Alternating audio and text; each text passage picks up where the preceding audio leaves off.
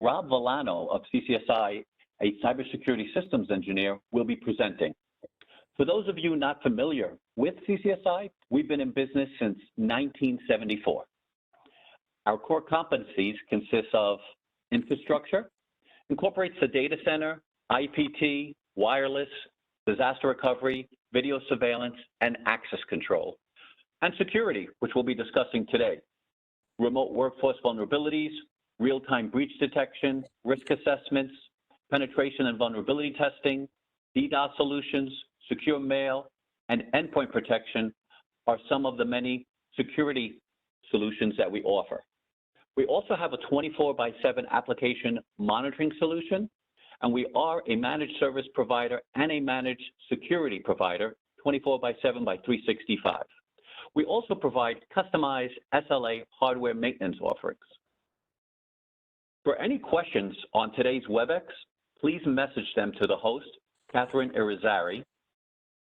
And also, following the webinar, a survey will be sent to everyone. We really, truly, greatly appreciate your feedback because that only helps us with the content of future WebExes and what our audience would like to see. I'd like to take this opportunity and introduce you now to Rob Villano of CCSI. Thanks, Joe. Appreciate the introduction. And so welcome everybody to CCSI's presentation of penetration tests. And so an important topic given the landscape that we face these days, most notably the recent ransomware attacks at SolarWinds and other very notable companies. The Colonial Pipeline attack comes to mind as well. I'm the pre-sales cybersecurity manager here at CCSI. I have experience in safeguarding the confidentiality, integrity, and availability of highly sensitive data. I've done that for over 10 years in highly regulated environments within healthcare and financial services, executing various forms of risk assessment methodologies. And I've enabled companies and organizations to achieve regulatory compliance within those highly regulated environments. I enjoy collaborating and helping clients with their information security best practices, cybersecurity solutions, and risk assessment remediation strategies. I also hold multiple information security certifications, and I can be contacted here as my email address, rvillano@ccsinet.com. So happy to answer any questions you may have on today's topic or any other topics that come to mind relating to cybersecurity and information security. So let's get started. I put this together because I wanted to focus on defining what a penetration test is. There's been some talk and some language and some discussions within the industry about conflating the notion of a penetration test and other activities. So strictly speaking, a penetration test is just a simulated cyber attack to identify and test the cyber risk exposure that your organization presents to the rest of the world, right? We're trying to define how well your cyber defenses would fare in this simulated attack, right?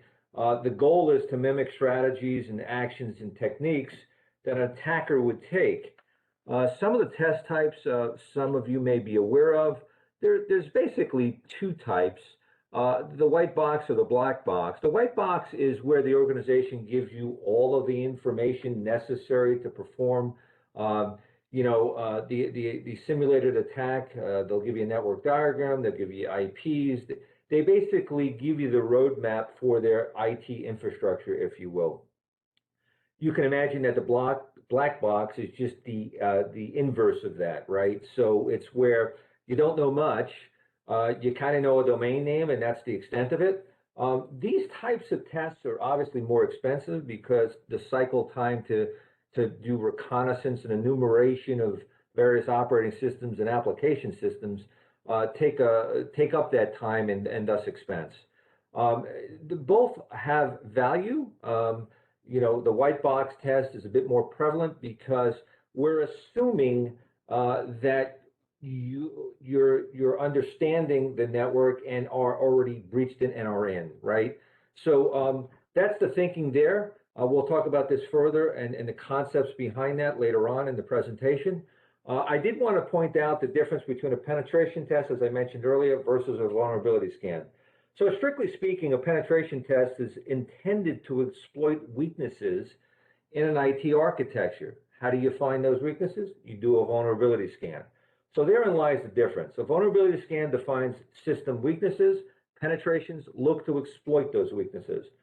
Ultimately, the test provides for rich information via a report on where your cyber defenses could use strengthening, right? And so that's ultimately the goal.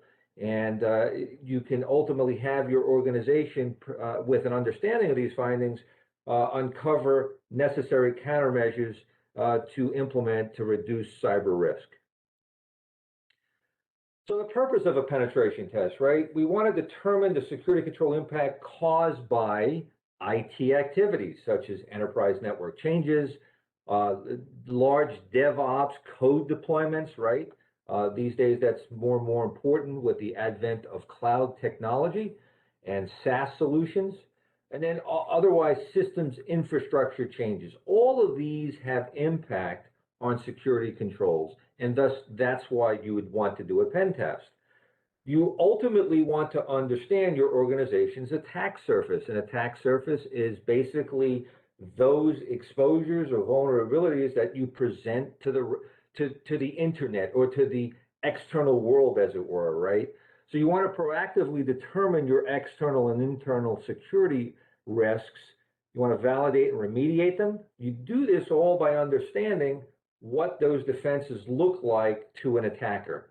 And that's where a pen test comes in, and comes in quite handily as well. There are also requirements to do a pen test because of regulatory compliance reasons, right? Such as PCI DSS. And ultimately, you may have a third party that requires due diligence, and they request and or require the penetration test to have a level of assurance that your cyber defenses are in favor with their risk tolerance. So I wanted to go over the penetration test phases. And generally, there's 5 phases, and they look something like this. They begin with planning and reconnaissance. And so first and foremost, you're looking at testing goals are defined, and your intelligence is gathered for a given engagement. So you're looking at understanding an organization's infrastructure and how you would design and configure your simulated attack. And so it next moves to scanning tools. You define your tools and how to observe how a target would respond to such an intrusion or a simulated attack. It then moves to those attacks are staged. So you schedule them, you meet with the client, you understand what's going to take place, you define it, all in an effort to uncover vulnerabilities. And then finally, and that was the gaining access stage, right? Third part is the gaining access stage. It then switches to maintaining access, right? And here's where the exploits come about, right? APTs are advanced persistent threats, so you want to simulate those because you want to observe if a vulnerability allows you to maintain access, and that's where the exploitation comes about. And so then finally, you compile all of this information and you analyze the results, and you come up with an overall report that you work with the client on, collaborating with them to remediate those findings and ultimately perform a retest, another penetration test, to verify and provide a level of attestation and assurance that in fact your configurations are now in line with your cyber defenses being the way and the strength that you wish them to be. So these are the phases, right? And it's a circular format because they begin with planning and end with the analysis and remediation. I did want to talk about and focus on for a brief moment about tactics and techniques, right? There's such a framework called the MITRE ATT&CK framework, designed and developed by Lockheed Martin to understand, basically adversarial techniques and tactics based on real-world scenarios and observations. This has come about from, a myriad of different attack scenarios and techniques. And it's basically to understand uh, taking an attack and breaking it down into how it begins and then ultimately the impact of such an attack. I won't go over every one of these. We'll save that for the recording. You can look into that, but rest assured it's a way of defining and categorizing how an attack takes place. We use this also in the pen test area as well to put together an attack and to design one to gain access or persistent access to understand the strength of cyber defenses. Again, it begins with the initial access and execution, maintaining persistence, and ends with ultimately number 11, if you can, exfiltrate data and the impact associated with doing so. So I want to talk about the CCSI methodology for penetration tests. First and foremost, it's obviously security focused with a compliance tone, if you will, or experience. We have a great deal of compliance experience here at CCSI. We focus on our customers who require it, those for a credit card, NIST CSF, which is reliant on that, the cybersecurity framework because of Education Law 2D in New York State. There's the financial services area, which relies upon NYDFS and, of course, HIPAA and FERPA. FERPA is the educational area for student personally identifiable information, K through 12. So we focus on those areas because that's where penetration tests really focus as requirements for compliance. We are certainly, and Joe alluded to it earlier, customer focused. We scope that in early and often. We will talk to you about your needs, design a plan, and do the planning with you regarding your needs for a pen test. We first and foremost determine the rules of engagement, what you need, what needs to be tested, and a separation of duties clearly that a third party is doing, your pen test is helpful as well. We do a test in a way that we characterize as low and slow. Basically, we look to mimic what adversaries do and the evasive techniques and actions that they take, right? So we don't want to announce ourselves. It's all in an effort to understand and to design a test to basically understand, can you determine that we're there and doing things that we shouldn't be doing, such as lateral movement within your environments, and can you detect us, quite frankly, right? So that's the low and slow moniker or the phrase that we use to mimic an adversary's actions, if you will. And finally, we'll schedule frequency and scheduling of tests with you, right? We don't want to disrupt your operational, efforts in any way, shape, or form. So we work with you very closely with regard to the frequency and scheduling of tests in various environments that we're engaging these tests with you. So how would one schedule or initiate a pen test? Here it is. It's a simple form, and I wanted to focus on that for just a moment. It's a scoping questionnaire, quite frankly. It's quite simple to complete. We're basically asking you about what your environment looks like, what your business hours are, what's in scope from a perspective of what you own, what's third-party hosted. It's all of the IT questions, quite frankly, that one can imagine. Your IT staffs would be very comfortable with this. There's nothing that would cause them pause to basically, not understand what we're looking for. It's a definition and scoping questionnaire, if you will, quite easily to complete. We're happy to engage in that regard on this, and we're happy to send it to you for your own analysis and to develop a conversation with you regarding a penetration test. So our engagement workflow here at CCSI to conduct a penetration test, or just in general, is, it's a confirmation of scope, as I mentioned earlier. We want to identify your external facing IP addresses, which are in scope, your application servers, your web servers, so on and so forth. Do you have a cloud presence? We want to know about that. And then we begin to develop a plan, right? So a test and scanning, we'll coordinate and schedule scanning activities. We'll obviously define what they are and offer you the plan and the design of our activities. It then focuses on the analysis and validation phase where we're reviewing a completed test and we're analyzing those results to ensure accuracy. Quite frankly, we're working very closely with you on that for all of your IT assets and information assets. And then it moves to a vulnerability assessment and reporting, right? Here's where we get together with you on if these vulnerabilities do exist, we're providing recommendations and remediation on a consulting basis, and ultimately in an effort for you to remediate them if it's necessary. We'll prioritize them with you based on risk levels, all in an effort to retest, doing another penetration test to verify and provide a level of assurance that your defenses are in scope for your risk posture. And so at the end of this engagement, ultimately there's a report that's provided to you and a level of attestation of the test with the report.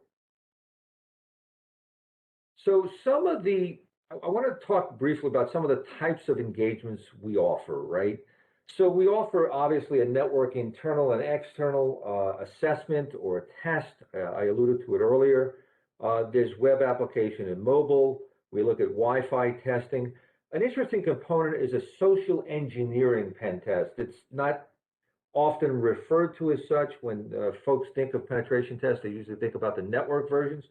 But we do and have engaged in social engineering tests to try and go beyond just a regular phishing email attack, but actually there's some things that you can do to gain information from folks, either physically or otherwise on the phone, to define how to break into networks, right? So we offer that as a test if those folks and clients are interested.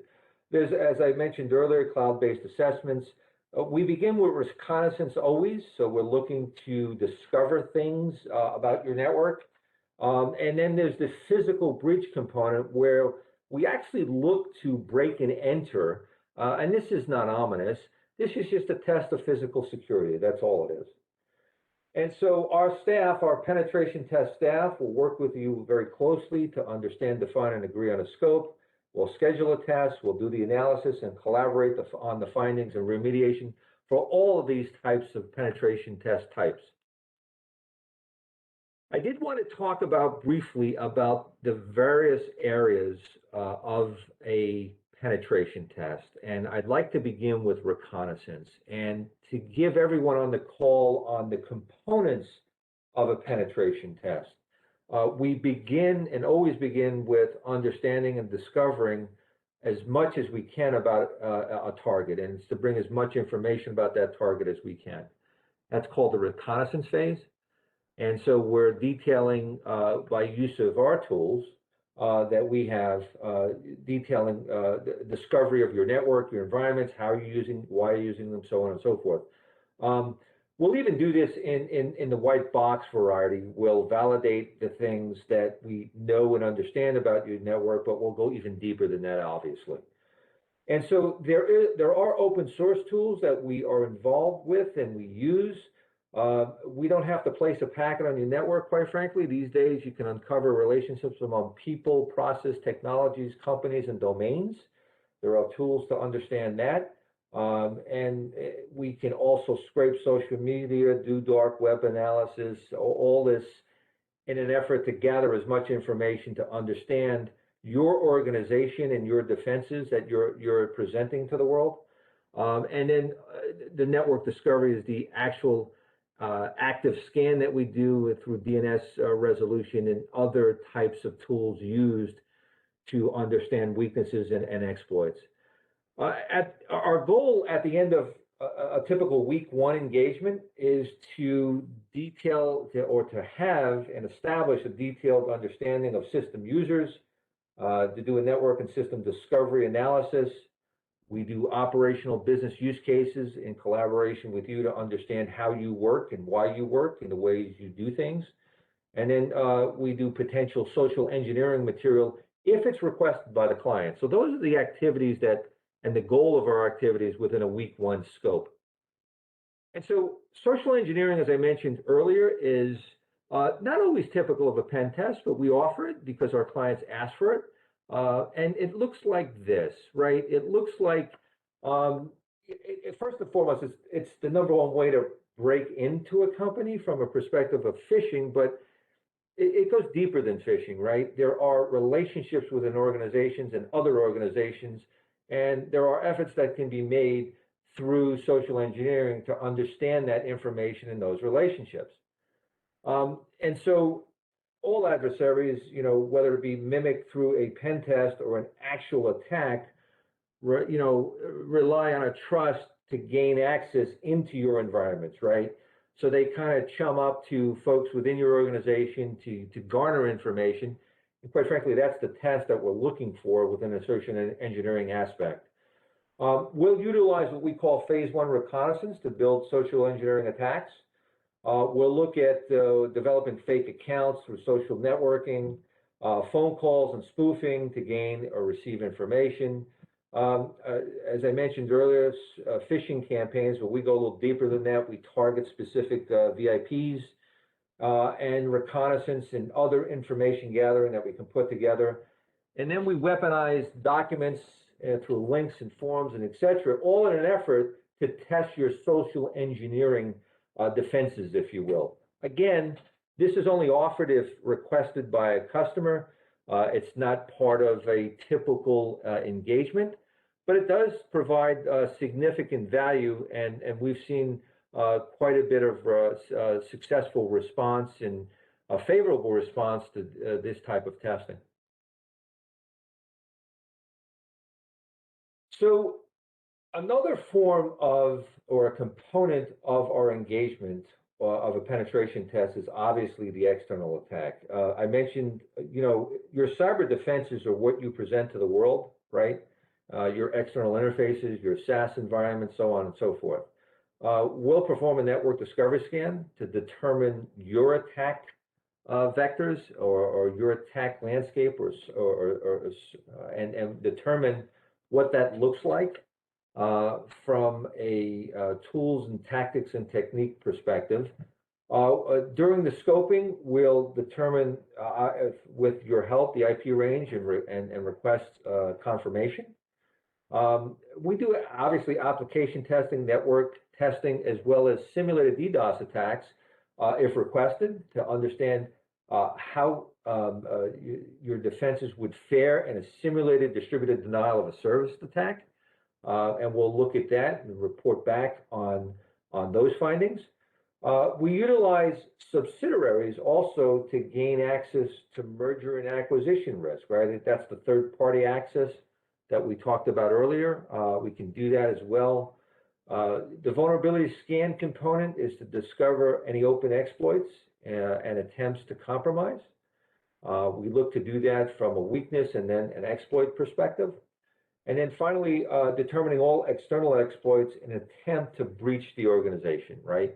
That's where the rubber meets the road, if you will, with regard to compiling all this information and determining what we can exploit with the tools that we utilize.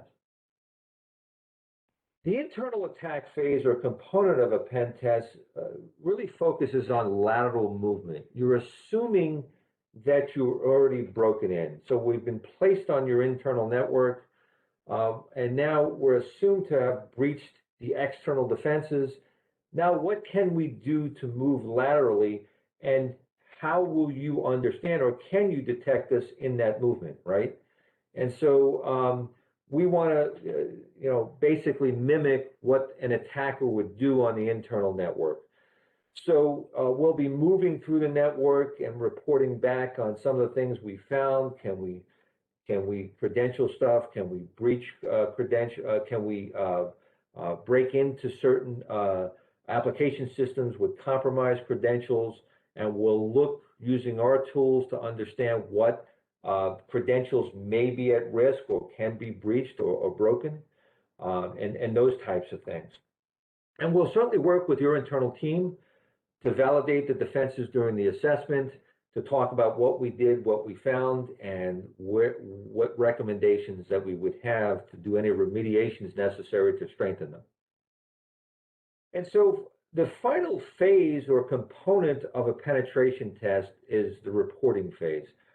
Here at CCSI, we conduct and create rather significant and comprehensive reports showing you not only what we found, but we prioritize what we find from a risk perspective.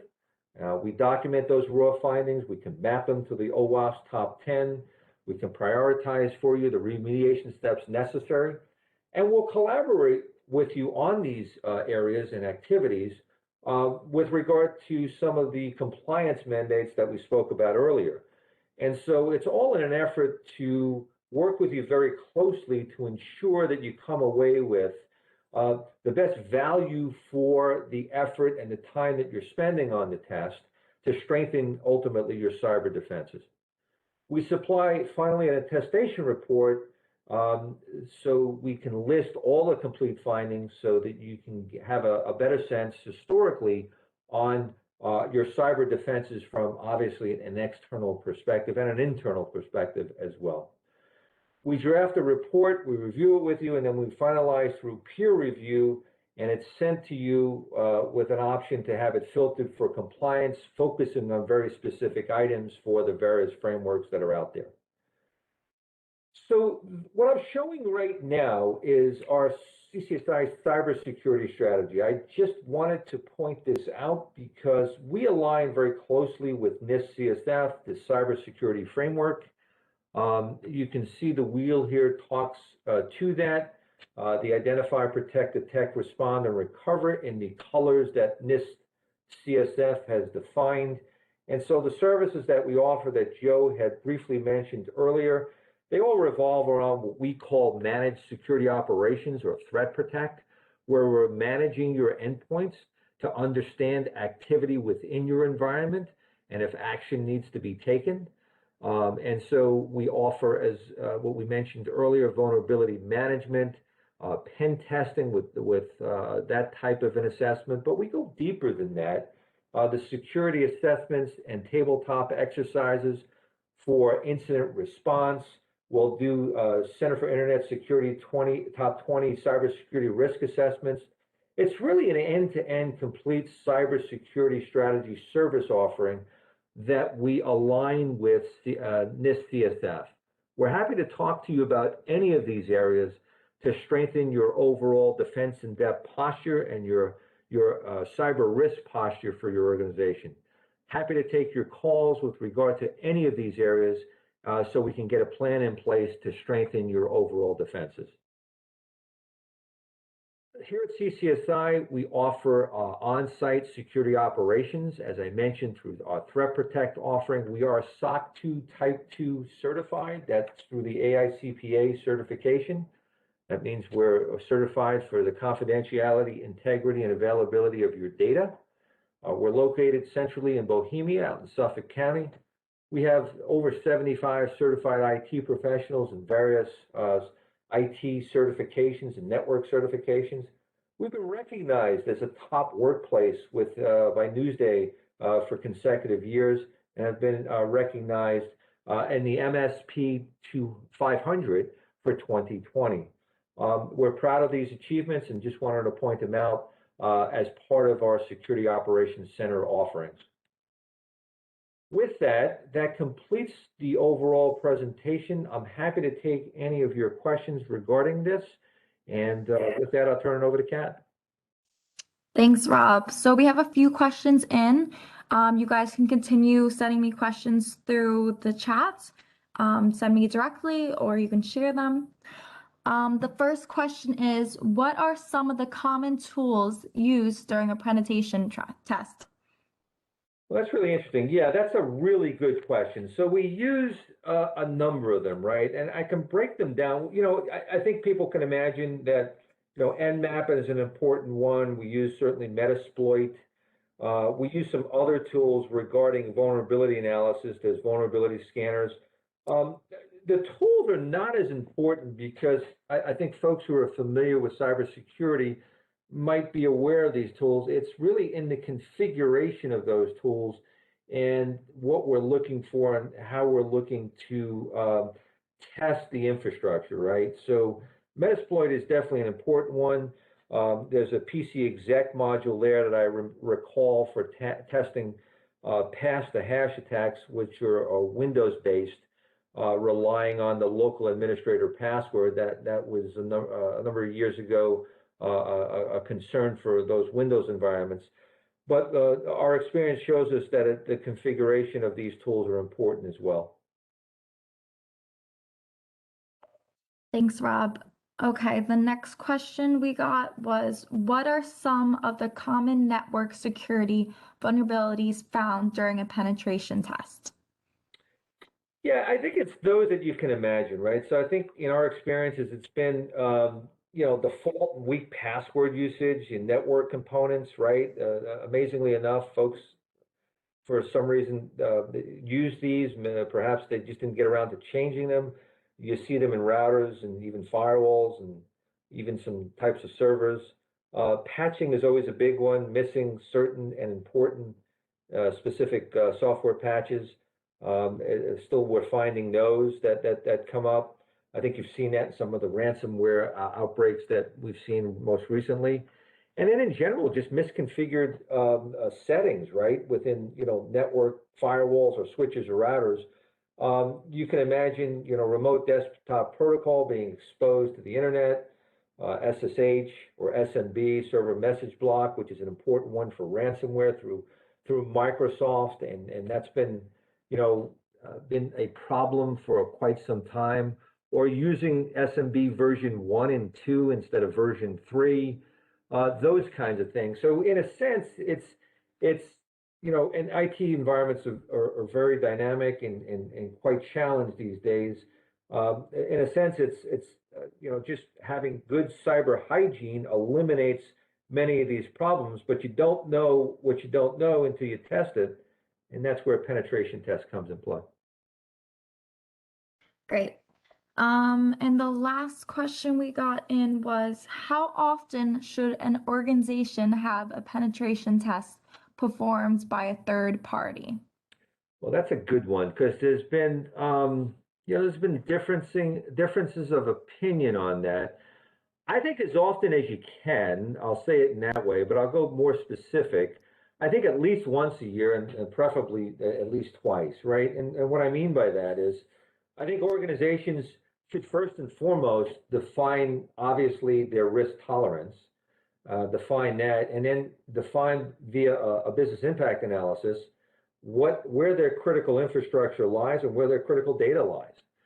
And then from that perspective, define the impact of a loss of that data or infrastructure and the risks and dollars impact on their organization. And where does a penetration test for the costs and benefits fit and align within that overall analysis?